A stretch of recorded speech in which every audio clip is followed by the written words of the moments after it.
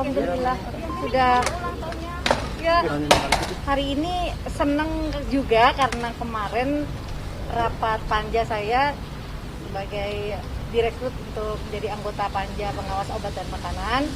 Harusnya hari ini kemarin dan hari ini ada konsinyering untuk RUU Waspom, tapi hari ini ternyata dipercepat, jadi hari ini pas, jadi saya bisa di rumah. Dari subuh tadi sudah menikmati rasa syukur, udah teleponan sama suami, udah habis sembahyang subuh tidur lagi pelukan sama anak-anak. Terus ya menikmati syukur dengan menerima kiriman-kiriman dari sahabat, dari teman, baik itu ucapan, makanan, bunga yang nggak habis-habis. Jadi saya seneng lah, semua dapat bentuk syukur. Jadi saya rasa alhamdulillah kita diberikan usia panjang yang bahagia sampai sekarang dan diberikan kesabaran yang prima itu buat saya, karena nggak semua punya kesempatan untuk memanage hidup yang banyak porsinya seperti saya ya. Maksudnya sebagai istri yang juga harus menjaga hati suami di saat LDR, itu penting. Dan saya baru pertama kali dalam 10 tahun saya anniversary sendiri, ulang tahun suami sendiri, ulang tahun saya sendiri. Jadi ini baru ngerasain pertama. Jadi pandemi ini memang banyak mengajarkan tidak saja kesempatan untuk lebih menjadi orang yang lebih menerima dan legowo dalam hidup, tapi juga harus bersyukur ya bahwa kita masih sehat, itu aja gitu, dibanding teman-teman atau saudara-saudara kita yang kadang sakit gitu karena COVID ini. Ini mungkin seperti apa dari anak-anak sendiri, mungkin Aurel dan Ziel udah ngucapin selamat atau kirim kue gitu? Iya, kalau sama Aurel baru semalam baru chat, tapi chatnya tentang acaranya Aurel. Saya nggak usah dimasalahin tentang ucapan dan lain-lain gitu. Nanti juga pasti ngucapin, cuman momennya mungkin masih sibuk. Dan saya nggak perlu lagi ya untuk memaksa anak-anak untuk punya hari spesial sama saya, enggak gitu. Udah semua saya pikir udah cukup. Pasti saya, anak-anak semua udah ada di hati, jadi bentuknya doa apapun, dan setiap hari juga mereka besar artinya buat saya, nggak hanya di hari ulang tahun ini. Bang Ral sendiri ngasih kado atau apa? Jadi kalau komunikasi bagus itu aja buat saya udah luar biasa.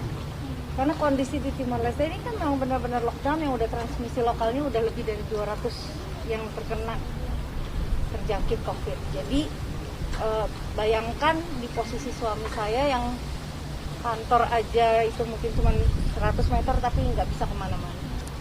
Jadi tadi malah saya yang sarankan supaya Raul tetap mau beraktivitas olahraga, jemuran dan lain-lain. Jadi gampang kalau masalah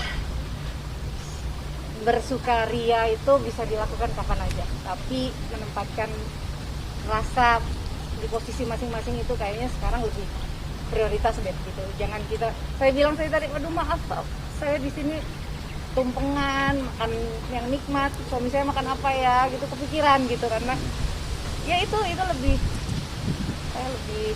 terasa deh untuk bisa dijaga ketimbang hura-huranya. Ini di usia yang sekarang ada renungan apa sih mungkin, atau mungkin ada impian-impian apa yang masih mau dicapai? Ya maksudnya kesabaran yang prima itu adalah ketika kita bisa memposisikan diri bagaimana sikap kita ketika kita menunggu. Nggak ada keluarga yang sukses tanpa ujian dan masalah. Saya rasa semua keluarga yang ada di seluruh tanah air ini juga pasti merasakan ujian yang masing-masing berbeda.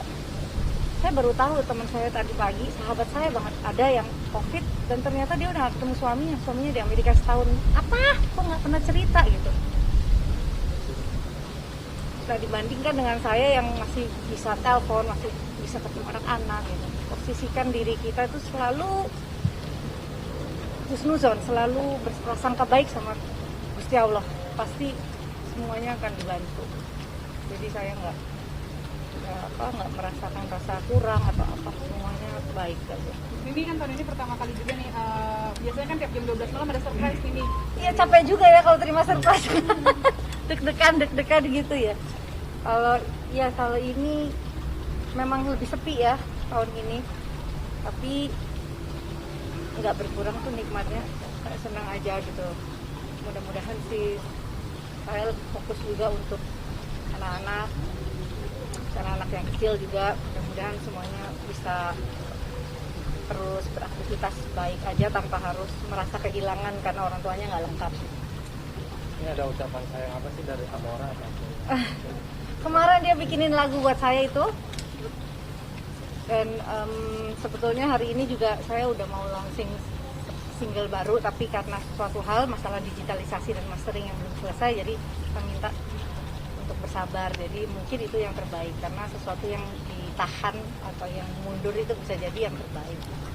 Jadi memang nggak ada yang spesial, ada perayaan atau apa, siapa aja yang datang, teman saya persilakan masuk, semua sehat. Lagunya yang dikasih Amora. Lagu Amora, lagunya Amora tuh judulnya Hater.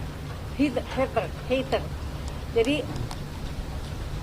saya senang karena dia tuh lower jazznya tuh bagus di lagu ini, makanya saya coba rekam dan dibikin videonya, dan ternyata responnya luar biasa, dari mulai penyanyi jazz sampai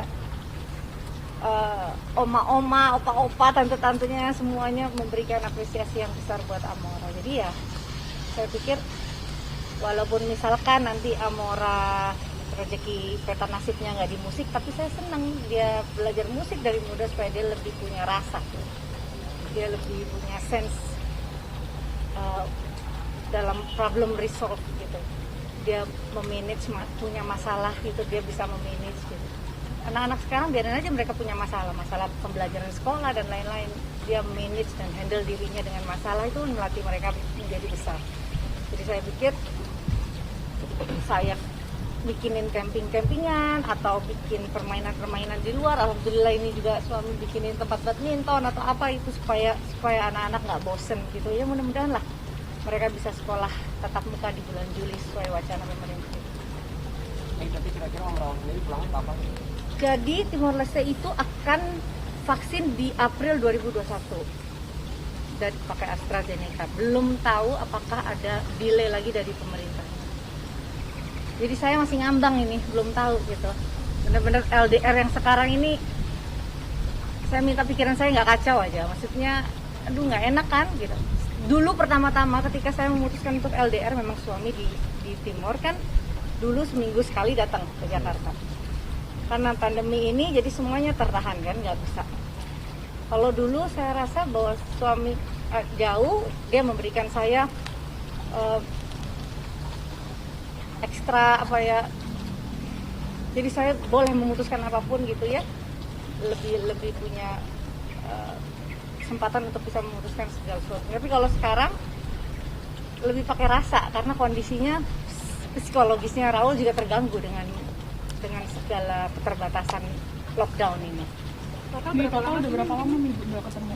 Kalau dari Juli 2020 ke sini berarti udah hampir 8 bulan, tapi kemarin Desember saya sempat stay 1 bulan di Timor Leste sebelum di total lockdown.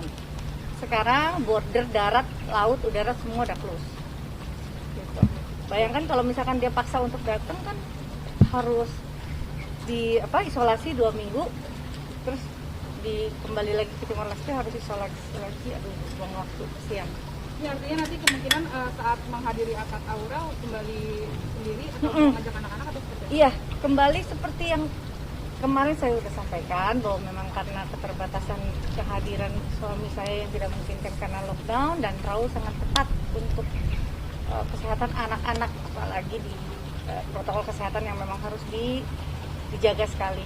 Saya harus kepentingan umum, kepentingan masyarakat luas lebih banyak daripada kepentingan saya pribadi gitu. Jadi akan lebih baik kalau anak-anak stay aja di rumah gitu.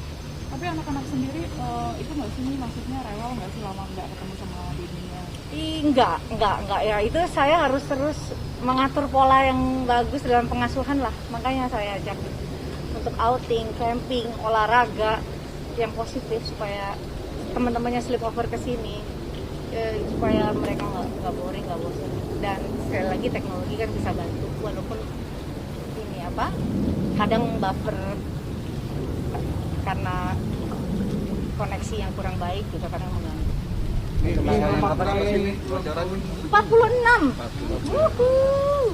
Hal apa yang sudah dicapai dan hal apa yang belum dicapai di usia 46 ini? Yang belum dicapai, ya kalau saya sih maunya kalau saya lebih bisa berbuat banyak untuk negara ini, alhamdulillah. Jadi berjuang dan berkarya untuk cita-cita bangsa ini. Saya ingin lebih banyak perempuan melakukan transformasi supaya meningkatkan kesetaraan, supaya lebih banyak perempuan yang kehadirannya bisa disertakan dalam pembangunan. Itu tujuan saya kalau dalam berpolitik ya. Kalau semakin banyak kita melahirkan undang-undang sebagai payung hukum untuk masyarakat dengan sebaik-baiknya, akan lebih baik negara kita, demokrasi kita akan lebih baik. Dan sebagai ibu tentunya masih banyak tanggung jawab saya untuk mengantar anak-anak ini, ya. Tentunya kalau pencapaian nggak bisa terlalu muluk-muluk ya, mudah-mudahan semuanya kita sehat, semuanya bisa selamat, terbebas dari COVID dan semuanya bisa pulih.